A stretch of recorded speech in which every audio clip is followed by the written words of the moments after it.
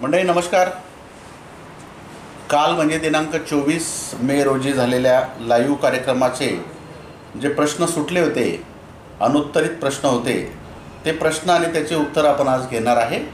कारण लाईव्ह आपण 1 तासाचा कार्यक्रम ठेवतो आणि असंख्य प्रश्न येत असल्यामुळे त्या 1 तासामध्ये लाईव्ह मध्ये आलेल्या प्रश्नाला उत्तर देणं होत नाही आणि त्यामुळे आपण असा प्रश्नोत्तराचा तास नंतर ठेवतो। दर सोमवारी लाईव्ह झाल्यानंतर मंगळवारी आपल्या राहिलेल्या सुटलेल्या प्रश्नाचे उत्तर आपण देतो। तर मला काही गोष्टी आधी सांगायच्या आहे की आपण कोणत्या प्रश्नाचे उत्तर यात टाळणार आहे। तणनाशकाबद्दल मी जी माहिती सांगितली ती परत सांगण्याऐवजी ते आपण परत व्हिडिओ जर पाहिला तर त्यात सखोल माहिती मी तणनाशकाबद्दल सांगितली आहे।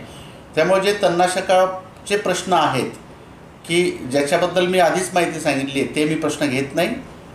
फक्त एकच बऱ्याच शेतकऱ्यांचा परत प्रश्न आहे की सोयाबीन आणि तूर सोबत पेरल्यानंतर कोणतं तणनाशक फवारावं। तर याच्यासाठी मी सांगितलं की जे सोयाबीनचे तणनाशक आहेत, तुमचे इमेझॅथायपर असेल, उगवण पश्चात पेरणीनंतर साधारणतः 15-20 दिवसानं तर ते इमेझॅथायपर तुम्ही फवारू शकता। थोडासा डोस तूर मिश्र पीक असल्यामुळे थोडा कमी करा, 300 मिली प्रति एकरच्या ऐवजी 250 मिली करू शकता। किंवा लागवड झाल्याबरोबर प्री इमर्जन्समध्ये स्ट्रॉंग आर्म फवारायचं तर तेही फवारू शकता। फक्त 12.4 ग्रॅम एका एकरात आहे तर ते 1.25 एकरात फवारा। किंवा मग तुरीच्या तासामध्ये कमी डोस करून फवारायचं आणि सोयाबीनमध्ये ते फवारायचं। कारण सोयाबीनचे तणनाशक, बरेच तणनाशक हे तुरीलासुद्धा चालतात, फक्त डोस कमी पाहिजे। तर हे सर्वांनी लक्ष ठेवा। बऱ्याच शेतकऱ्यांनी कापसाच्या जाती किंवा सोयाबीनच्या जाती विचारल्या आहेत, तर त्या जातीबद्दल मी तुम्हाला आपण वेगळे व्हिडिओ बनवले आहेत, त्यामुळे त्याबद्दल सुद्धा उत्तर देत नाही। त्यानंतर काही खताबद्दल प्रश्न विचारले तर बरेचसे खताचे आपण व्हिडिओ बनवला आहे, त्यात बरीचशी माहिती आहे। पण जे त्याच्या व्यतिरिक्त मी जी माहिती सांगितली त्याच्या व्यतिरिक्त काही जे प्रश्न असतील किंवा काही प्रश्न शेतकऱ्यांना समजले नसतील माहिती, तर त्याबद्दल मी उत्तर आता देतोय। तर नमस्कार साहेब, आपल्या पद्धतीनं 3 एकर तूर सोयाबीन पेरायचं आहे। जमीन मध्यम ते हलक्या प्रकारची आहे, चोपण आहे, उत्तर दक्षिण मध्यम उताराची आहे। तर पेरणी कोणत्या दिशेनं करावी जेणेकरून तूर जळणार नाही? बघा, चोपण जमीन जर असेल तर बेडवरच तूर लावा। कारण पाणी साचणाऱ्या जमिनीमध्ये तुरीला मर रोग हा नक्की लागतोच, तो पाणी साचल्यामुळं लागतो। जर बेडवर, चोपण जमिनीत जर बेडवर तूर लावली तर तो प्रकार कमी होतो।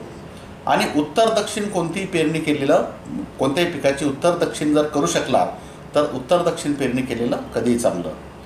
फुलीवर तुरीचे 1 झाड ठेवावे की 2? तर बघा, फुलीवर तुरीचं 1च झाड ठेवायचं आहे आपल्याला आणि त्याचे शेंडे खुडायचे। त्यामुळे 2-4 दाणे आपण जेव्हाही फुलीवर 4-4, 5-5 दाणे टाकतो आणि ते 4-5 दाण्याचे तिथे त्याला फांद्या खालून निघत नाही। त्यामुळं जर फुलीवर तुरीची लागवड करत असाल तर लागलं तर 4-4 बोटावर असे 2-3 दाणे बाजूला टाका आणि विरळणी करताना मग तुम्ही 15-20 दिवसांनी विरळणी करताना ते एकमेकात मुळं जर अडकले, एकाच जागी 4-5 दाणे टाकले तर विरळणी करू शकत नाही। पण आपण जर 4-4 इंचावर जर एक दाणा टाकला तर विरळणी करता येईल। पण शक्यतोवर 1च दाणा टाका किंवा 3-4 दाणे टाकायचे असेल तर वेगवेगळ्या जागेवर टाका आणि नंतर 20 दिवसाला विरळणी करून घ्या। तूर पेरली की लगेच कोणते तणनाशक मारावे? मी ते सांगितलं, स्ट्रॉंग आर्म मारू शकता। सर, बिडियन 716 तूर ही ओलिताची आहे का? हो, ओलितात सुद्धा तुम्ही 716 घेऊ शकता। मूग पेरणी करताना कोणते खत द्यावे? जमीन चुनखडीत प्रमाण जास्त आहे तर चुनखडी जास्त जर असेल तर मग तुम्ही मूग पेरताना 20-20-0-13 जर दिलं तर योग्य राहील। तूर उडीद यांना पेरणीनंतर कोणते तणनाशक वापरावे ते सांगितलं मी। स्ट्रॉंग आर्म वापरा, ताबडतोब वापरायचं असेल तर। उन्हाळी मुगाचं बी शिल्लक आहे तर पावसाळ्यात लावता येईल का? बिलकुल लावता येईल, काही अडचण नाही। सोयाबीन 335, बुस्टर 335 व बुस्टर 9305 मध्ये काय फरक आहे व किंमत किती आहे? बुस्टर 335ची किंमत 3000 रुपये बॅग आहे 30 किलोची आणि बुस्टर 9305च्या 30 किलोच्या बॅगची किंमत 3150 रुपये आहे। सोयाबीनची जर्मिनेशन 60% आहे तर पेरणी करावी का? 60% असेल तरी पेरणी करू शकता। मात्र पारंपरिक पद्धतीनं पेरत असाल तर मग आपल्याला 30 किलोच्या ऐवजी साधारणतः 33 ते 35 किलो बियाणं वापरावं लागेल। सोयाबीन व तूर एकत्र ते तणनाशकाचाच आहे. सोयाबीनसोबत रासायनिक खत 20-20-013 DAP न टाकता इफ्को या कंपनीचे लिक्विड कन्सोर्टिया आहे ते बियाला लावले तर चालेल का? हे बियाला लावून ते खताची भरपाई एवढी मोठ्या प्रमाणात करणार नाही, त्यामुळे खत आपल्याला टाकावं लागेल. पेरणीसोबत तणनाशक शिपले तर परत 21 दिवसानं तणनाशक शिपता येईल का? गरज पडत नाही. व्यवस्थित जर पेरणीसोबत फवारलं तर नंतर 21 दिवसानं तणनाशक फवारण्याची गरज पडत नाही. ऊसामध्ये हरळी तण आहे, कोणती फवारणी करावी? तमर नावाचं ऊसामध्ये हरळीसाठी तणनाशक फवारू शकता. मात्र ऊसाची जात 10,001 आणि 8,005 असेल तर मात्र हे टाळा. चुनखडीयुक्त जमीन आहे, कोणतं पीक चांगलं येईल? सगळे पिकं येतात, फक्त झिंक आणि फेरसची कमतरता असते, तेव्हा तिथं झिंक आणि फेरस EDTA फवारा एक घ्यायचा आहे. कापूस पूर्व पश्चिम चांगला की उत्तर दक्षिण चांगला? उत्तर दक्षिण चांगला. सर, आपण शेतकऱ्याच्या आधारस्तंभ आहात. माझा प्रश्न होता, जर सोयाबीनला सुपरफॉस्फेट फेकल्यानंतर पाण्याला जर उशीर झाला तर त्या खताची गुणवत्ता कमी होते का व किती बॅग एकरी फेकावे?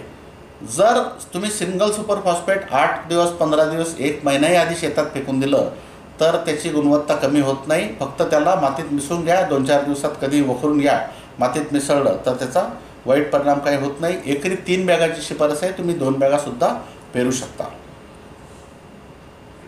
सर, तुमचं कार्य निस्वार्थ आहे. जर बुस्टर सोयाबीनच्या किमती कमी होतील का? तेवढंच राहिलं सर. व तुरीच्या चांगल्या गुणवत्तेला ट्रायकोडर्मा कोणता राहिला जेणेकरून रिहाश नंतर लावता येईल? बघा, सोयाबीनच्या बॅगच्या किमती कमी आपण तर बुस्टरनं मी तुम्हाला सांगितलं की खाजगी कंपन्यांमध्ये सगळ्यात कमी किंमत बुस्टर कंपनीचं 335ची 3,000 रुपये बॅग आहे आणि 9305ची 3,150 रुपये बॅग आहे. इतर कंपन्याचं आपल्याला माहीतच असेल की त्यांची काय किंमत आहे. आणि बुस्टरचं सुद्धा तुम्ही 3400-3500 रुपयाला बॅग घेतली असती, पण शेतकऱ्यांचा फायदा व्हावा त्यासाठी आपण त्या बॅगची किंमत कमी केली. त्याच्यापेक्षा जास्त किंमत कमी करणं शक्य नाही. आणि तुरीला ट्रायकोडर्मा तुम्ही लावू शकता. पेरणीच्या आधी 5 ग्रॅम ट्रायकोडर्मा प्रति किलो असा लावा. BDN 716 आर्ली व्हरायटी आहे का? BDN 716 ही 160-65 दिवसाची व्हरायटी आहे. त्याला मध्यम कालावधीची आपण म्हणू शकू. इतर जाती ज्या आहेत 736 आहे किंवा तारा आहे, आशा आहे, या जातींपेक्षा ती लवकर येते. उडीद पावसामुळे पांढरा पडतो, यावर उपाय आहे का?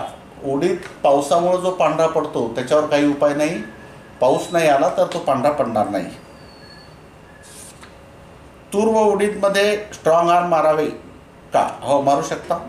12.4 ग्रॅम प्रति एकर सोयाबीनसाठी आहे तर ते तुम्ही 1.25 एकराला मारा. कोरडोसाठी तूर कोणती जात चांगली आहे? 716 मी शिफारस करेल लाल तुरीमध्ये. आणि तुम्ही पांढरी तूर लावत असाल तर मग आपली बुस्टर 711. स्ट्रॉंग आर्ममुळे भुईमुग निघेल की नाही? कारण अगोदर भुईमुग आहे, आता तो निघाला आहे. सोयाबीन पेरणी करायची. सोयाबीनमध्ये भुईमुग हा स्ट्रॉंग आर्म फवारलं तरी निघेल, कारण ते त्याला भुईमुगासाठी सुद्धा ते सिलेक्टिव्ह आहे, त्यामुळं भुईमुग सोयाबीनमधला निघू शकतो. इमेझॅथायपर आणि क्विनॅझॅकॉल इथाईल हीची फवारणी कापूस आणि तुरीवर जमणार का? कापसावर बिलकुल इमेझॅथायपर जमत नाही. मी कालच सांगितलं की पिकांसाठी निवडक तणनाशक, कापसासाठी जे निवडक आहे हिटवीट टर्गा सुपर ते कापसाला जमेल. सोयाबीनसाठी जे निवडक आहे इमेझॅथायपर म्हणा, स्ट्रॉंग आर्म म्हणा, ते सोयाबीनला जमेल, कापसाला जमणार नाही. माझा प्रश्न कधी घेत नाही. मी परभणी तालुका पालमवरून आहे. मला निखळ तुरीचे आंतरपीक म्हणून बोरू किंवा ढेंचा घेतला तर चालेल का? आणि मध्यम जमीन आहे तर अंतर किती ठेवावे माहिती द्या. तर बघा, तुरीमध्ये बोरू किंवा ढेंचा शक्यतोवर घेऊ नका, कारण बोरूची आणि ढेंच्याची फार झपाट्यानं वाढ होते आणि त्याची सावली पडल आणि तुरीला फुटवे येणार नाही, तूर झाकून जाईल. त्यामुळे याच्यात बोरू किंवा ढेंच्याची शिफारस करता येत नाही. आणि तुरीचे अंतर जोडवळ पद्धत कशी करायची, निखळ तूर कशी लावायची, सोयाबीनमध्ये तूर कशी पेरायची, याचा स्पेशल व्हिडिओ या आठवड्यात आपण बनवणार आहे. त्यामुळे याच्याबद्दल मी सविस्तर माहिती त्या व्हिडिओमध्ये देईल. आपण सोयाबीनच्या नवीन वाणाचे बियाणे जे जास्त उत्पादन देईल असे बियाणे ठेवत का नाही आहात? सोयाबीनवर खूप मोठं संशोधन आपण करत आहोत. बूस्टर प्लांट जेनेटिक्समध्ये स्वतंत्र संशोधन आणि विकास विभाग आहे आणि जवळपास शेकडो जातींचं टेस्टिंग इथं चालू आहे. तर येणाऱ्या काळात वर्ष 2 वर्षामध्ये तुम्हाला चांगलं उत्पादन देणारी, कीड रोगाला कमी बळी पडणारी सोयाबीनची जात आम्ही निश्चितच देऊ. सोयाबीन टोकन पद्धतीने चांगलं राहील का आणि अंतर किती ठेवावे लागेल? तर टोकन पद्धतीनं सोयाबीन तुम्ही पेरू शकता, लावू शकता. याच्यात फायदा असा आहे की बियाणं खूप कमी लागेल. दुसरा फायदा की पाऊस जास्त पडला तर सऱ्यानं वाहून जाईल, कमी पडला तर सऱ्यात मुरल आणि वापसा स्थितीत राहील. त्यामुळे टोकन पद्धतीनं जर मजुराची उपलब्धता असेल तर तुम्ही साधारणतः 2 फुटाची सरी जर पाडली तर 2 फुटावर म्हणजे 2 ओळीतलं अंतर 2 फूट राहील आणि झाडातलं अंतर 15 सेंटीमीटर जरी ठेवलं तुम्ही तरी चालेल. सर MOP कोणते चांगले आहे, महाधन की ग्रान्युअल? म्युरेट ऑफ पोटॅश कोणत्याही कंपनीचं घेतलं तर सारखंच असतं, काही अडचण नाही. दरवर्षी शेतात शेणखत टाकतो, कापूस पिकाला 2 रासायनिक खताचे डोस दिले तर चालेल का? जर शेणखत दरवर्षी टाकत असाल तर 2 डोस दिले तरी पुरेसे आहेत. धन्यवाद सर, तुमच्या मार्गदर्शनाखाली 2010 पासून शेती करतो. यावर्षी 20-20-013 आणि पोटॅश कापसाला पहिला कसा टाकायचा ते मार्गदर्शन करा. पहिले आपण रेगाट्या मारतो किंवा जी फुली पाडतो तेव्हाच हे खत पेरून द्या. लागवडीच्या साधारणतः 2-4 दिवस आधी जर पेरलं तर काही फरक पडत नाही. तूर बियाण्यास ट्रायकोडर्मा किती प्रमाण व किती दिवस अगोदर लावावे? पेरणीच्या आदल्या दिवशी किंवा पेरणीच्या दिवशी आपण ट्रायकोडर्मा 5 ग्रॅम प्रति किलो या प्रमाणात तुरीला लावू शकतो. सर याची माहिती द्यावी की कोणती अशी तणनाशके आहे जी चालू पिकात मारली तर पुढील पिकात पण त्याचा दुष्परिणाम पाहायस मिळतो? बघा, चालू पिकात तणनाशक मारल्यानंतर पुढच्या पिकातही दुष्परिणाम होऊ शकतो. असं 2,4-D हे भयंकर घातक तणनाशक आहे. अजून काही तणनाशकं असू शकतात पण जे आपण रेग्युलर वापरतो, जे सोयाबीनमध्ये वापरतो वगैरे, तर त्याचा फारसा परिणाम होत नाही. योग्य वेळेवर जर वापरलं, योग्य पाण्याचं प्रमाण ठेवलं तर दुसऱ्या पिकावर त्याचं, कारण काही तणनाशकं 30 दिवसापर्यंत काम करतात, काही 45 दिवसापर्यंत काम करतात. आणि योग्य वेळेला जर आपण तणनाशक मारलं तर पिकाचा कालावधी 100 दिवस आहे. त्यामुळे त्याच्यानंतर ते फारसं परिणाम त्याचा दुसऱ्या पिकावर दिसणार नाही. कापूस लागवडीच्या 8-10 दिवस आधी सिंगल सुपर फॉस्फेट आणि पोटॅश फेकून दिलं तर पेरणीनंतर खत 100% कापसाच्या झाडाला मिळेल का? बिलकुल मिळेल. पेरणीच्या आधी जरी तुम्ही फेकून दिलं तर हे खत काही एका जागी राहत नसतं. पाऊस पडल्यानंतर ओलावा झाला की खत त्यात विरघळतं आणि सगळ्या बाजूला पसरतं आणि मुळंसुद्धा जसे जसे वाढतील तसं तसं ते खत शोषतात. त्यामुळं एकदम खोडाजवळ खत द्यायचं नाही. शेतात जरी फेकून दिलं तर जसे, कारण ते फॉस्फरस आणि पोटॅश पिकाला उपलब्ध व्हायला जवळपास 40 दिवस लागतात. किमान 40 दिवसाच्या पुढे उपलब्ध होणं चालू होते. त्यामुळं तुम्ही ते फेकूनही देऊ शकता. पी बूस्ट आणि के लिफ्ट म्हणजे काय आणि त्याचा वापर कधी करावा, कसा करावा, कशासाठी करावा? पी बूस्ट म्हणजे फॉस्फरस सोल्युबलायझिंग बॅक्टेरिया, PSB त्याला आपण म्हणतो. जे जमिनीमधलं अनुपलब्ध, जे उपलब्ध होत नाही असं जे स्फुरद आहे ते पिकाला मिळवून देण्याचं काम PSB करते. त्याचं बूस्टरचं PSB जे आहे त्याचं नाव पी बूस्ट आहे. सध्या बाजारात उपलब्ध नाही, त्याला अजून 1 महिना तरी लागेल. आणि के लिफ्ट हे ब्रँड नाव आहे पोटॅश मोबिलायझिंग बॅक्टेरिया. जे जमिनीमध्ये पोटॅश आहे, जे पिकाला मिळत नाही, अनुपलब्ध स्वरूपातलं, उपलब्ध नाही आहे असं पोटॅश जे जमिनीत आहे ते उपलब्ध करून देण्यासाठी जीवाणू, त्याला म्हणतात KMB. ते KMBचं बूस्टरचं नाव के लिफ्ट आहे. हे सुद्धा सध्या बाजारात नाही आहे, एखाद्या महिन्यानं येईल. हे जीवाणू जे आहेत तुम्ही शेणखतामध्ये मिक्स करून देऊ शकता, रासायनिक खतामध्ये सुद्धा मिक्स करून देऊ शकता. दुसऱ्या डोजला वगैरे आपण कोणत्याही पिकाला, सगळ्याच पिकांना PSB आणि KMB जे आहे, पी बूस्ट आणि के लिफ्ट आपण देऊ शकतो. BBF मध्ये 2 ओळीतील अंतर किती असावे? साधारणतः 1.5 फूट असलं तरी हे 1.5 फूटच योग्य राहील BBF मध्ये, कारण आपण 4थं किंवा 5वं किंवा 6वं तास रिकामं सोडतोय. त्यामुळे 1.5 फूट अंतर हे योग्य आहे. सोयाबीन व तूर या आंतरपिकामध्ये सोयाबीनवर जेव्हा कीटकनाशकाची फवारणी केली जाते तेव्हा तुरीवर पण फवारणी करावी का? काही गरज नाही. तुरीवर फक्त फुलं व शेंगा अवस्थेतच फवारणी करावी का? हो. कळी अवस्थेच्या आधीपासून तुरीला फवारे सुरू करायचे, त्याच्या आधी तुरीला फवारणी करायची काही गरज नाही. निखळ तूर पेरायची असल्यास सर्वात फायदेशीर पद्धत कोणती? जोड तास पद्धत की नेहमीप्रमाणे सिंगल तास? तर जोडताच सुद्धा चांगली पद्धत आहे. उलट त्यात झाडाची संख्या वाढते आणि एक बाजू मोकळी राहते. तर जे आपण एक ओळ पद्धत लावतो ती सुद्धा ठीकच आहे, पण जोडवळ लावली तर झाडाची संख्या वाढेल आणि एक बाजू मोकळी राहील. त्यामुळे जोडवळ लावलेलं जास्त फायद्याचं. ट्रॅक्टरनं फवारणी करायचं असेल तरी आपल्याला जमेल. सर, मी BBF पद्धतीने सोयाबीन तूर जोडवळीने पेरणी करणार आहे. सुरुवातीला SSP शेतामध्ये फेकून दिलं व पेरतेवेळी खत नाही दिलं तर चालेल का? बिलकुल. सुपर फॉस्फेट जर तुम्ही आधी फेकून दिलं तर पेरणीसोबत काही खत द्यायची गरज नाही. जमीन भारी आहे. सोयाबीनचे 3 तास घ्यावे की 4? सोयाबीनचे 4 तास घेतलं तर योग्य आहे BBFमध्ये. तणनाशक, हे बघा, मी सोयाबीनला खत कोणतं द्यायचं याच्याबद्दल सविस्तर माहिती सांगितली आहे. जर भारी जमीन असेल, सुपीक जमीन असेल, तिथे सोयाबीनची वाढ भरपूर होत असेल तर फक्त सुपर फॉस्फेट द्या. मध्यम जमीन असेल, मध्यम प्रमाणात वाढ होत असेल तर मग सोयाबीनला DAP 12-32-16, 14-35-14 हे द्या. आणि जर वाढ होत नसेल सोयाबीनची असं शेत असेल तर तिथं 20-20-013 किंवा 24-24-08 द्या. सर, तूर 5 फूट 2 ओळी आणि नंतर 5 फूट गॅप असं केलं तर जमेल का? बिलकुल जमेल. जास्त भारी जमीन असेल तर 5च्या फुल्या किंवा 5चे सारे पाडून घ्यायचे, रेघाट्या मारून घ्यायच्या, 2 लावायचे, 1 सोडून द्यायचं. मध्यम असेल किंवा हलका असेल तर 4चे आपल्या रेघाट्या मारून घ्यायच्या, 2 लावायचं आणि 1 सोडून द्यायचं. म्हणजे जवळचं अंतर 4 फूट राहील, दूरचं अंतर हे 8 फूट राहील. तणनाशक वापरल्यास कपाशीवर काही परिणाम होतो का?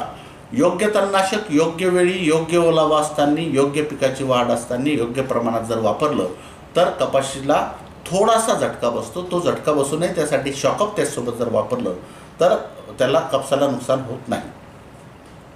कापसामध्ये दरवर्षीप्रमाणे यावर्षीसुद्धा बोंडअळी येणार का? किती संभावना आहे? बोंडअळी, मी तुम्हाला नेहमी सांगतो की नवीन तंत्रज्ञान जोपर्यंत येत नाही तोपर्यंत कापसावर बोंडअळी येतच राहणार आहे. त्यामुळे यावर्षीसुद्धा बोंडअळी येईल. पण बोंडअळीचं नियंत्रण करण्यासाठी आपण जे मी तुम्हाला वेळोवेळी उपाय सांगेल ते जर उपाय केले तर तिला आपण नियंत्रित करू शकू. परशूट आणि एजिलसोबत कोणते कीटकनाशक मिक्स करू शकतो? आता बघा, हे कीटकनाशक कोणते आणि कशासोबत वापरायचं ते मी योग्य वेळी सांगेल. सध्या मी सांगत नाही. रिहानची सर्वात मोठी पॅकिंग किती आहे? 1 लिटरची सगळ्यात मोठी पॅकिंग आहे. एकरी तूर किती पेरावी? साधारणतः 2 किलो एका एकराला तूर किमान लागते. मिरचीच्या लागवडीबद्दल माहिती सांगा. मिरचीचा संपूर्ण सविस्तर व्हिडिओ हा आपल्या यूट्यूबवर अपलोड केलेला आहे, तो तुम्ही पहा. सिंगल सुपर फॉस्फेट शेतात फेकून दिल्यावर दुसऱ्या दिवशी किंवा 2 दिवसानं वखारलं तर काही नुकसान होईल का? काही नाही होणार, तुम्ही फेकू शकता. माझ्या शेतात उतार आहे, जमीन हलकी आहे, तर BBF पद्धत न करता तुरीच्या 2 बाजूला खाली तास ठेवून नंतर सोयाबीन पेरलं तर चालेल का? तर हलकी जमीन असेल तर मुद्दाम उलट BBF जास्त सगळ्याच जमिनीत BBF महत्त्वाचं आहे. आणि तुमचं म्हणणं आहे की तुरीच्या दोन्ही बाजूला खाली तास सोडायचं आणि नंतर सोयाबीन पेरलं तर चालेल का? तर तसं चालू शकते, पण त्याच्याऐवजी सोयाबीन तूर सोबतच लावून घेतलं तरी काही कठीण नाही आहे. आपसा 18 हे औषधाचे फवारणीचे फायदे, याचा वापर करावा की नाही, मला 2 वर्षापासून पडलेला प्रश्न. तर आपसा 18 मला वाटतं ॲम्युएटचं स्टिकर आहे, नॉन आयोनिक स्टिकर आहे. तर हे वापरणं औषधीसोबत चांगली गोष्ट आहे. याच्यामुळं औषध चिटकते, झाडात शोषल्या जाते आणि पसरण्याचं काम करतं. जसं मी बेस्ट स्टिकर सांगतो ते सुद्धा नॉन आयोनिक वेटिंग एजंट आहे, तसंच हे सुद्धा काम करतं. मागच्या लाईव्हमध्ये तुम्ही चुनखडी जमिनीमध्ये सुपर फॉस्फेट वापरू नका असे सांगितले, त्याचे कारण काय आहे? चांगला प्रश्न आहे. सिंगल सुपर फॉस्फेटमध्ये कॅल्शियम आणि सल्फर असतं. चुनखडी म्हणजे कॅल्शियम जास्त आणि परत आपण त्यात कॅल्शियम वापरतो. त्यानंतर जो फॉस्फरस पेंटॉक्साईड आहे सुपर फॉस्फेटमधला, तो चुनखडी जमिनीमध्ये मिळायला उशीर होतो किंवा काही प्रमाणात मिळत नाही आणि कॅल्शियमचं प्रमाण परत वाढतं. त्यामुळं चुनखडी जमिनीमध्ये सिंगल सुपर फॉस्फेट वापरू नका असं आपण सांगतो. बुस्टर सोयाबीन भद्रावतीमध्ये कुठे मिळेल? दिवसे कृषी केंद्रावर मिळेल.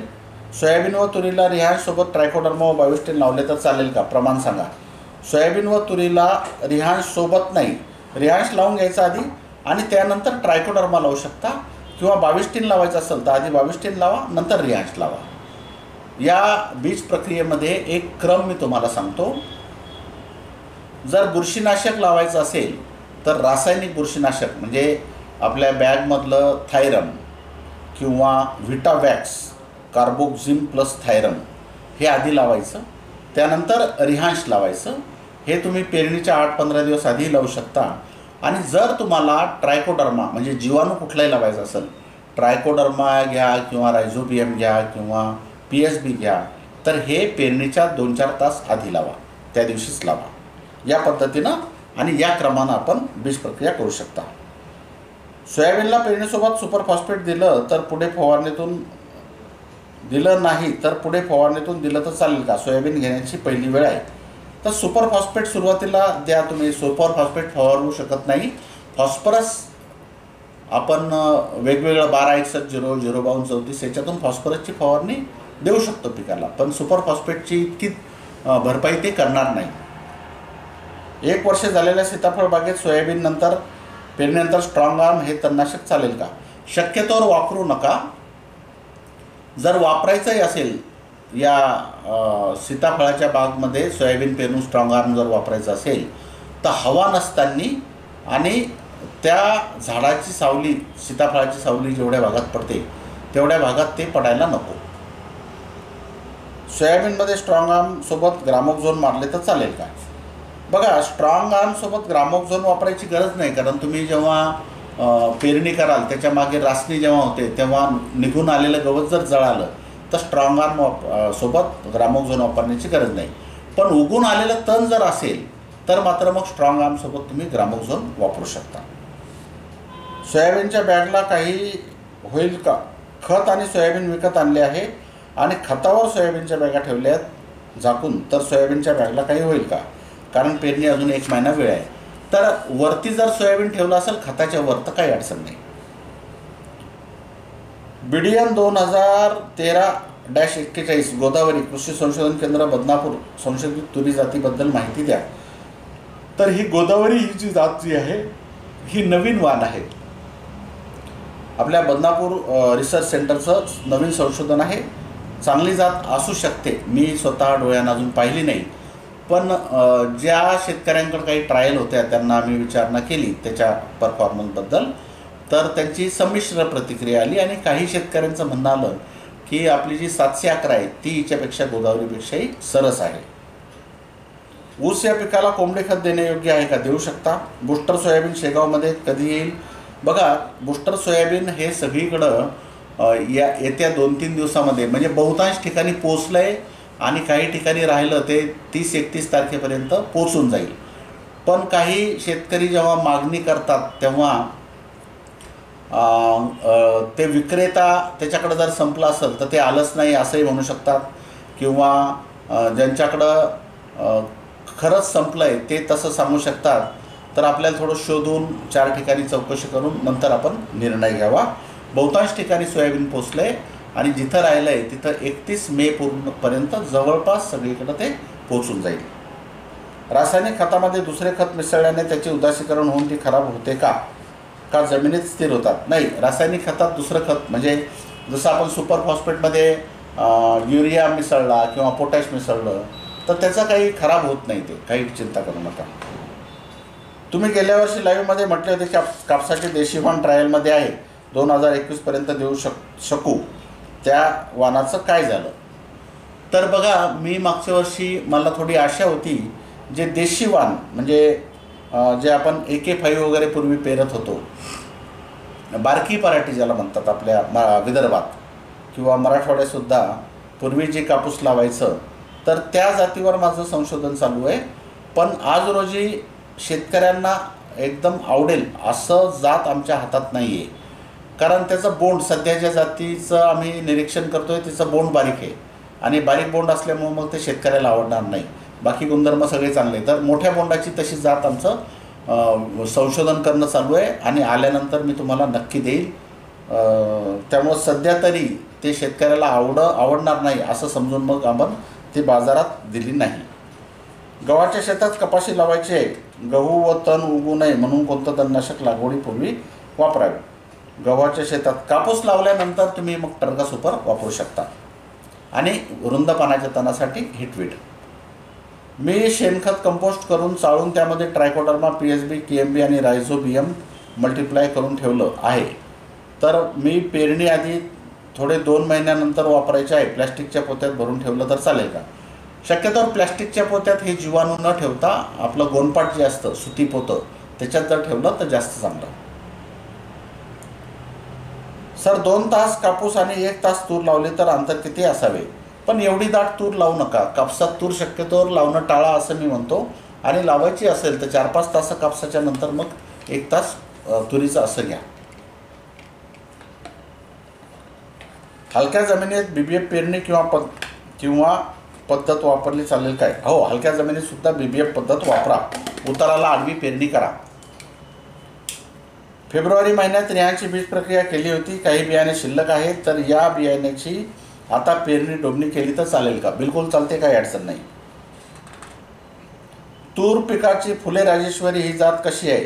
ती फुले राजेश्वरी पश्चिम महाराष्ट्रामध्ये चालते. काही लोक लावतात. मी इथे ट्रायल घेतली मराठवाड्यामध्ये, विदर्भात, तर तिचं बिलकुल चांगलं मला तरी अनुभव आला नाही. जर कोणाला चांगला अनुभव असेल राजेश्वरीचा तर त्यांनी लावावी. मी शिफारस त्याची करत नाही. 716 लावायची की राजेश्वरी? मी तर 716च म्हणेल. खोडकिडीसाठी माहिती सांगा. आता बघा मंडळी, एक अत्यंत चांगला प्रश्न आहे हा. खोडकिडा आणि चक्रभुंगा हे सोयाबीनसाठी अत्यंत नुकसानकारक कीड, उपद्रवी कीड ही मागच्या 3-4 वर्षामध्ये ठरत आहे. आणि मागच्या वर्षी विदर्भात तर या किडीनं खूप मोठं नुकसान केलं. आता ही कीड आहे, याला नियंत्रण करण्यासाठी आपण 2-3 गोष्टी करणार आहोत. पहिली गोष्ट म्हणजे बीज प्रक्रिया. पण ही बीज प्रक्रियेनं 100% नियंत्रित होईल असं नाही. मागच्या वर्षी ज्या शेतकऱ्यांनी बीज प्रक्रियासुद्धा केली होती रियांची 2 मिलीची, त्यांच्या शेतात नंतर उशिरा बीज प्रक्रिया केल्यानंतर साधारणतः तुम्हाला 30 दिवसापर्यंत याचं प्रोटेक्शन मिळेल. आता या खोडकिडीचं, खोडातल्या आळीचं आणि चक्रभुंग्याचे जे पिढ्या आहेत, एका पिकाच्या कालावधीमध्ये जवळपास 5 ते 7 पिढ्या होतात. त्यामुळं उशिरा ती खोडकिडी येत असेल तर सुरुवातीला आपल्याला 1-1.5 महिना अत्यंत महत्त्वाचा आहे. त्यामुळं आपल्याला बीज प्रक्रिया करायची. 15 ते 20 दिवसाच्या दरम्यान एक कीटकनाशक स्वस्तवालं तेही फवारायचं. आणि जे आपण रेग्युलर अळीनाशक फवारतो ते सुद्धा बदलायचं आहे, की जेणेकरून आपल्याला खोडमाशीलाही कंट्रोल मिळेल आणि अळीलाही कंट्रोल मिळेल. तर त्याचं पूर्ण शेड्यूल मी तुम्हाला सोयाबीन व्यवस्थापन जे देणार त्यात देतो आहे. पण फक्त बीज प्रक्रिया केली म्हणजे आता खोडकिडा येणारच नाही असं नाही. आपल्याला ज्या ज्या शक्य गोष्टी आहेत खोडकिडी येऊ नये म्हणून, मी कालच विद्यापीठांच्या शास्त्रज्ञांसोबत बोललो, इतर शास्त्रज्ञांसोबत बोललो, तर विद्यापीठाच्या शास्त्रज्ञांचं असं म्हणणं आहे की खोडकिडी ही साधारणतः याच्या 5 पिढ्या असतात आणि एकानंतर एक 5 पिढ्या येतात. त्यामुळं आपण कधीच क्लेम करू शकत नाही की खोडकिडी येणार नाही. पण येणार नाही याच्यासाठी आपण प्रयत्न काय काय करायचे ते प्रयत्न आपण तिथे नक्की करणार आहोत. मी गजानन ठाकरे, मला बूस्टरचे सोयाबीन मिळाले, 716 तूर मिळाली, पण तुमचा मंडेचा मेसेज मिळत नाही. बघा, सोमवारचा मेसेज जो आहे तो आता मागच्या म्हणजे काल सोमवारी 24 तारखेला पासून आता पाठवणं चालू केलं आहे. आणि आता इथून पुढं नियमित ते मेसेज तुम्हाला मिळतील. 2 अडचणी मोठ्या आहेत. पूर्वी आपण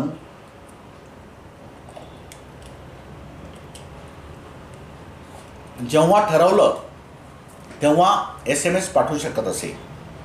म्हणजे रविवारी जरी ठरवलं की उद्या असा मेसेज पाठवायचा तर तो पाठवू शकत होतो.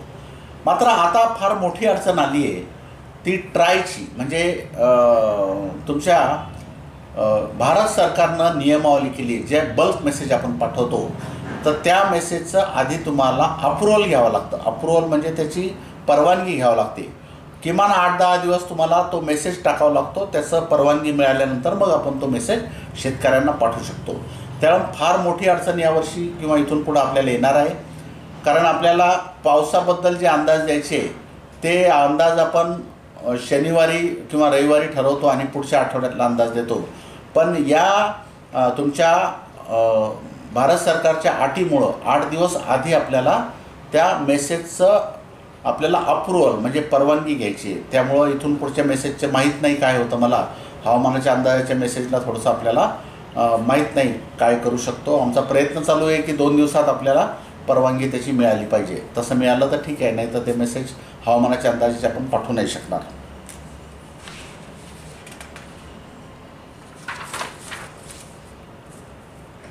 सिंजेंटाचं ग्रामोक्झोन हे तणनाशक आहे का? जर ते आहे तर प्रति लिटर पाण्यात किती मिली? ग्रामोक्झोन हे अनिवडक तणनाशक आहे सिंजेंटा कंपनीचं. ते हिरव्या वनस्पतीला जाळण्यासाठी फवारतात. साधारणतः 50 ते 75 मिली प्रति पंप, म्हणजे 10 लिटरला, 1 लिटरला 5 ते 7.5 मिली या प्रमाणात ते ग्रामोक्झोन. पण ते पिकावर पडो या तणावर सगळंच त्यानं जळतं. अनिवडक तणनाशक आहे ते. मला ठिबकवर तूर लागवड करायची आहे, माहिती सांगा. तर ठिबकवर तुम्ही लावू शकता. साधारणतः जोडओळ पद्धत, 4 फुटाची जोडओळ करा किंवा 5 फुटाची जोडओळ करा, किंवा मग सिंगल ओळ लावायची असेल तर कमीत कमी 6 फुटावर तरी आलं पाहिजे. या पद्धतीने लावा. पण ठिबकमध्ये तुम्हाला जोडओळ केलेलं जास्त फायद्याचं राहील. साहेब मला तूर नंतर हरभरा घ्यायचा आहे, तर तुरीची जात कोणती वापरावी? बघा, चांगलं उत्पादन देणाऱ्या तुरीच्या जाती ज्या आहेत त्या साधारणतः 145 दिवसाच्या पुढच्या कालावधीचे आहे. मग 145, 150, 160, 170 असं.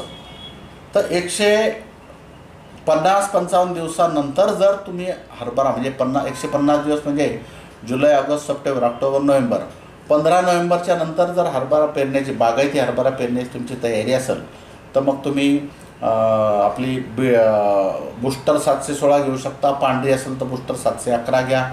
त्यानंतर चारू नावाची एक अंकुर सीडची, तीसुद्धा एक लवकर येणारी जात आहे.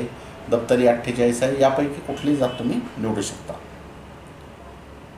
सर गाजर गवतासाठी कोणतं तणनाशक आहे? रुंद पानाचे तण नियंत्रण करणारे सगळे तणनाशकं गाजर गवताला नियंत्रित करतात.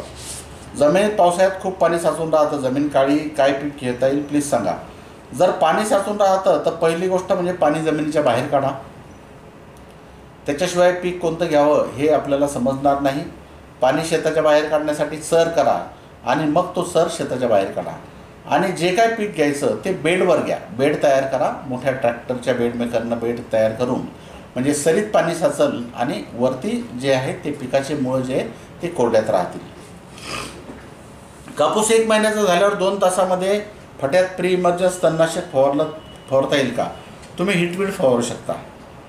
अट्राजिन फवारून द्यावं की युरियामध्ये, दोन्ही पद्धतीने देऊ शकता. सोयाबीनमध्ये केना आहे तर तणनाशक कोणतं का? केण्यासाठी कोणतंच तणनाशक फार प्रभावी नाही आहे. फक्त हे सगळे तणनाशक केण्याची वाढ थांबवतात, त्याला जागीच त्याची वाढ होऊ देणार नाही असं काम करतात. पण पूर्ण 100% केण्याला नियंत्रण करणारं तणनाशक काही नाही आहे. कापूस पेरण्याआधी SSP, MOP, रायझर पेरू शकतो का? युरिया नाही वापरलं तर चालेल का? हो, बिलकुल. पेरणीच्या आधी युरिया द्यायचाच नाही. तुम्ही सुपर फॉस्फेट, पोटॅश आणि रायझर जरी दिलं तरी चालेल, आणि युरिया नंतर उगवून आल्याबरोबर नंतर द्या. पेरणी झाली की लगेच तण फवारणी केली तर तण नियंत्रण ठेवणे आवश्यक आहे का? पेरणी झाल्याबरोबर जर तणनाशक फवारलं तर नंतर तुम्हाला परत तणनाशक फवारणीची गरज पडणार नाही, जर व्यवस्थित फवारलं गेलं तर.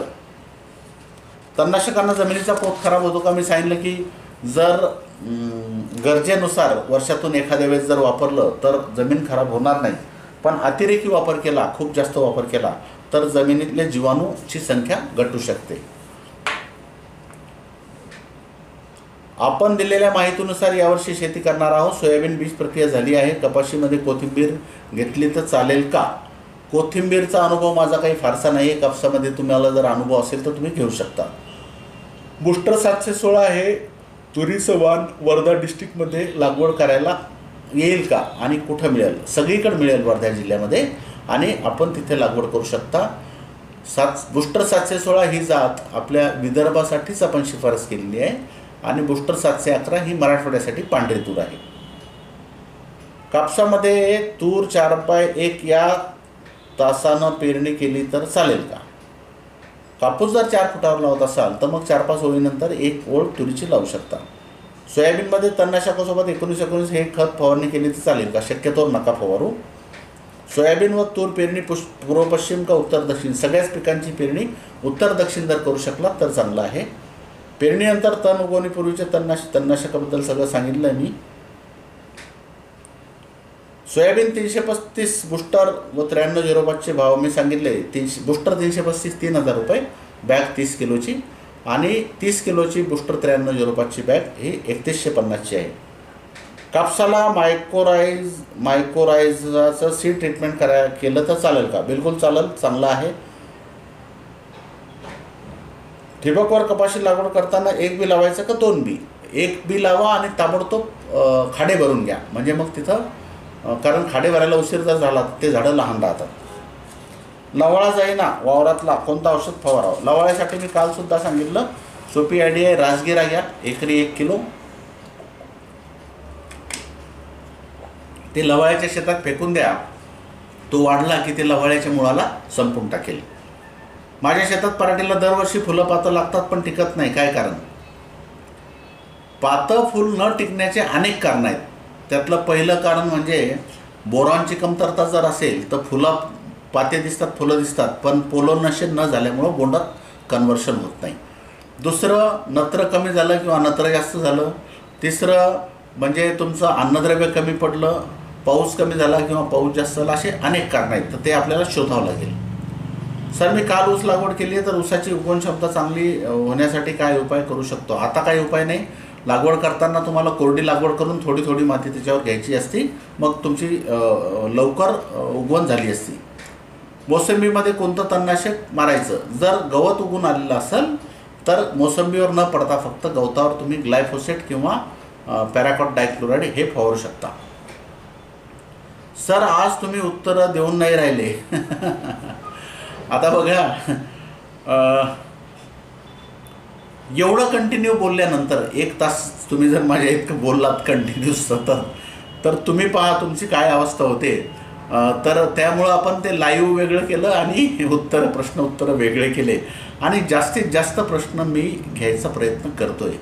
पण आता आपल्या शेतकऱ्यांच्या एवढ्या अपेक्षा वाढल्या आहेत. आता बघा, अजून हे 4-5 पानं राहिले, किती वेळ देणार आपण? तर जास्तीत जास्त प्रश्न ज्याची माहिती सांगितली नाही असे प्रश्न मी घ्यायचा प्रयत्न करतो. सोयाबीन उगवणपूर्व तणनाशकाबद्दल सांगितले. कापूस आणि तूर हे पीक घ्यायचं आहे सर, मला कापसामध्ये तूर व्यवस्थापन सांगा. त्याचा व्हिडिओ वेगळा बनवून देईल. 1 जूनला तूर उडीद पेरणी केली तर चालेल का? शक्यतोवर 1 जूनला पेरणी करू नका, पाऊस पडल्यानंतर करा. कारण 1 जूनला पेरणी करून काही फार वेगळं होईल, त्यात असं काही फायदा फारसं मला जाणवत नाही. नमस्कार. बीज प्रक्रियेत 22 ह्युमिक ॲसिड आणि रिहांश एकत्र करून मिक्स करून वापरलं तर, तसेच रायझर PSB KMB हे जीवाणू खत विद्यापीठाचे मिक्स खत पेरतेवेळी खतासोबत मिक्स करून बीज प्रक्रियेला तुम्ही रिहांश, ह्युमिक ॲसिड आणि 22 हे एकत्र करून बीज प्रक्रिया करू शकता. आणि शेणखतामध्ये रायझर PSB KMB हे जीवाणू सोडून नंतर ते शेणखत खतामध्ये मिक्स करून पेरू शकता. जास्त ओलावा राहणाऱ्या शेतामध्ये सोयाबीन कोणतं घ्यावं? 335 घ्यावं का दुसरं कोणतंही घ्या, पण तिथं बेडवर सोयाबीनची लागवड करा. तुरीचे भाव कमी झाले तर मला अजून 2-3 महिने तूर साठवून ठेवायचं आहे, तर तूर खराब न होता आपण तुरी कुठे ठेवू शकतो? वेअर हाऊस असतात तिथे फ्युमिगेशन करतात. म्हणजे तिथे तूर आपण जर साठवली आणि त्यांना सांगितलं की आम्हाला फ्युमिगेशन करा, याला कीड लागायला नको, तर त्याच्यावर झाकून टाकून मग त्यात कीटकनाशकं सोडतात, त्यामुळं ती तूर खराब होत नाही. या पद्धतीने तुम्ही साठवू शकता. 2 वेळेस तणनाशक फवारणी करता येते का? करता येते, पण शक्यतोवर 2 वेळेस करायची नाही, एकाच वेळेस चांगली फवारणी करायची. हराळी गवताला कोणते तणनाशक आहे? टर्गा सुपर ना हराळी कंट्रोल होते, किंवा फक्त पिकावर न पडता हराळीवर जर फवारत असाल तर मग ते ग्लायफोसेट तुम्ही फवारू शकता. जमिनीतील जीवाणूवर तणनाशकाचा वाईट परिणाम होतो का? जास्त प्रमाणात तणनाशक जास्त वेळ वापरलं तर होऊ शकतो. सोयाबीन व तूर मध्ये रिकामी जागा जास्त असते, तर त्यात काही दिवसानं पुन्हा तण येते, म्हणून परत तूरला तणनाशक किती दिवसानं फवारा. तर तुम्ही आंतरमशागत जर केली तर नंतर त्रास होणार नाही, पण जर वाटलंच तसं तर 1 महिन्याच्या गॅपनंतर तुम्ही तुरीमध्ये तणनाशक फवारू शकता. संत्रा फळबाग करता मार्गदर्शन व्हिडिओ करा. संत्र्याचे 2 व्हिडिओ आता केले, 1 व्हिडिओ या आठवड्यात आपला अपलोड होऊन जाईल.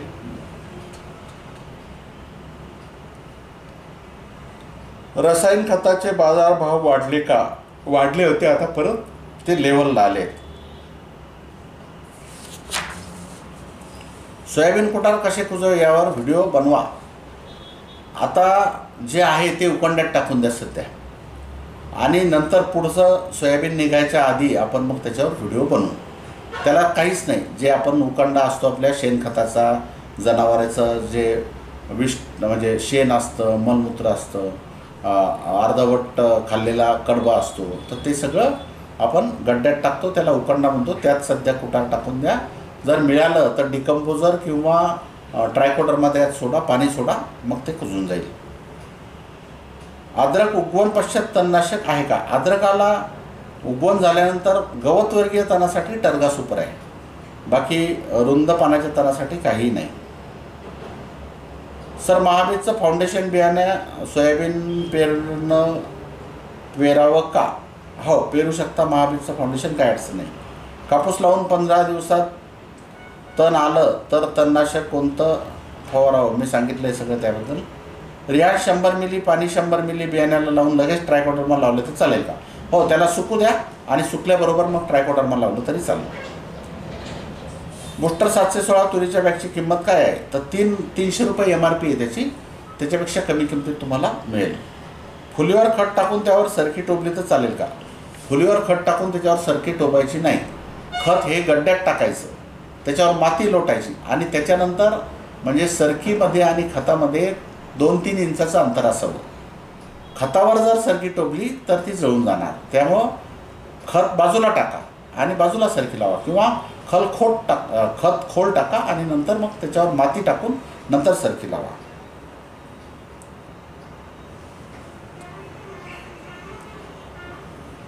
सोयाबीनच्या बॅगा खतावर ठेवल्या तर काही होईल का? काही होत नाही. बुस्टरचे 1001 व 2001 सोयाबीन आहे काय? बुस्टरचे 1001 आणि 2001 असं सोयाबीन नाही आहे.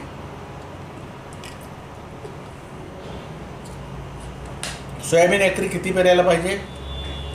सोयाबीन एकरी पारंपरिक पद्धतीनं 30 किलो, BPF पद्धतीनं 22 किलो, आणि सरी वरंब्यावर जर लागवड करत असाल हातानं तर साधारणतः 15-16 किलो जरी पेरलं तरी चालेल. ऊसामध्ये हराळ आहे, कोणतं तणनाशक फवारू? ग्लायफोसेट ऊसावर न पडता फवारा. कपाशी लागवड व संगोपनविषयी माहिती द्या. सगळी माहिती वेळोवेळी मी देत राहतो. थोडे छोटे व्हिडिओ करून आपण पाठवू. बांधाना बांबूला तणनाशकाचा परिणाम होतो का? तर त्याच्यावर न पडता जर आपण तणनाशक फवारलं तर नाही होणार परिणाम. तुरीला व सोयाबीनला एकच तणनाशक चालते का? ते सांगितलं आहे मी. लाल बोंडअळीसाठी कोणते कीटकनाशक वापरायचे ते वेळोवेळी मी तुम्हाला सांगत राहील. Soybean what is BPF? BPF म्हणजे ब्रॉड बेड फरो, उंच वरंबा सरी पद्धत. तुरीच्या मधून उडीद केला तर चालेल का? चालेल. तूर उडीद हे सुद्धा मिश्रपीक चालतं आहे.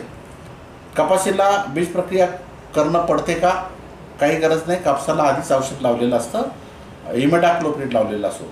पुसदमध्ये बुस्टर 716 तूर सोयाबीन कुठं मिळेल? राजदीप कृषी सेवा केंद्र पुसद इथं मिळेल, नाही तर बाकी ठिकाणी सुद्धा, बाकी कृषी केंद्रावर सुद्धा मिळेल. घरचं बी पेरून बघितलं 10 बिया, पण त्या उगवल्या नाही, ते पेरावे का? बिलकुल पेरू नका. 10 बिया पेरल्या आणि कोणतीच एकही बी उगवलं नाही तर ते बी उगवणार नाही. त्याला पेरणी न करता करू नका. आणि 10 बिया नाही, आपल्याला 100 बियाचं तरी ट्रायल घ्यावं लागेल, तेव्हा किती टक्के उगवू शकते ते आपल्याला समजेल.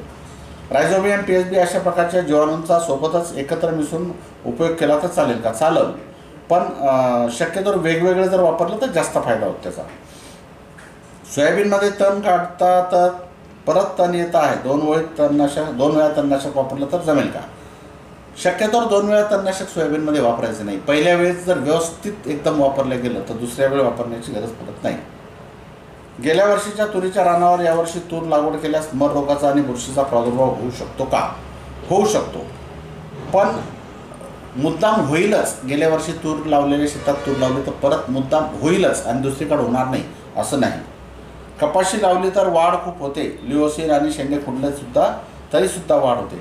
तर तुम्ही नायट्रोजन तुमच्या जमिनीत एक तर जास्त असेल किंवा युरिया जास्त देत असाल, युरियाचं प्रमाण थोडं कमी करा आणि 50, 60 आणि 70 दिवसाला लिओसिन 1 मिली, 2 मिली आणि 3 मिली फवारा, मग जमेल. कपाशी 2.5x2 जागेवर पेरली तर चालेल का? 2.5x2 ठेवू नका, दोन्ही बाजूनं दाटल. एक अंतर मोठं करा, 4 फूट करा, एक अंतर 1 फूट केलं तरी चालतं.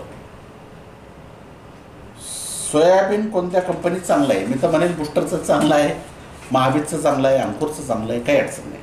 चांगलं कंपनी पाहून घ्या. अकोल्यामध्ये बुस्टर सोयाबीन कुठं व कधी येईल? दुकानदार सांगतात आले नाही म्हणून. संजय कृषी सेवा केंद्र आहे, प्रकाश ट्रेडिंग कंपनी आहे, त्यांना विचारून ठेवा. आणि थोडंसं शॉर्टेज असल्यामुळं, कमी प्रमाणात आणि भाव पण कमी असल्यामुळं लवकर घेण्याचा प्रयत्न करा. आता दुकानदारही काय कोणासाठी देऊन ठेवलं त्यांनी का काय केलं त्याच्याबद्दल मी सांगू शकत नाही.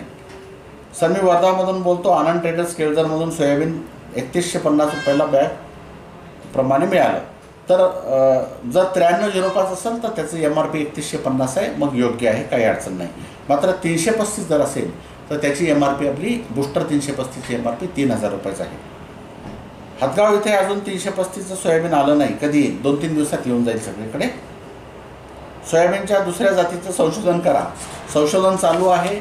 जोपर्यंत मला समाधान होत नाही आणि सध्याच्या ज्या जाती आहेत 335 आहे, 9305 आहे, या सगळ्या जातींपेक्षा चांगली जात जोपर्यंत आपण देऊ शकत नाही तोपर्यंत बुस्टरचं नवीन रिसर्च सोयाबीन येणार नाही. मग तोपर्यंत आपला 335, 9305, 9560, 228 या जाती आपण देणार आहोत शेतकऱ्यांना. तर मंडळी धन्यवाद. आज बरेच प्रश्न घेतले गेले, पण काही सुटलेत. आणि जर अजूनही काही सुटलेत की ज्याला तुम्हाला मागच्या व्हिडिओमध्ये माहिती नाही आहे आणि आताही माहिती मिळाली नसेल, असे काही प्रश्न असतील तर तुम्ही कमेंट बॉक्समध्ये त्याचा प्रश्न विचारा, त्याला उत्तर दिलं जाईल. आणि असंच प्रेम आपलं राहू द्या. धन्यवाद.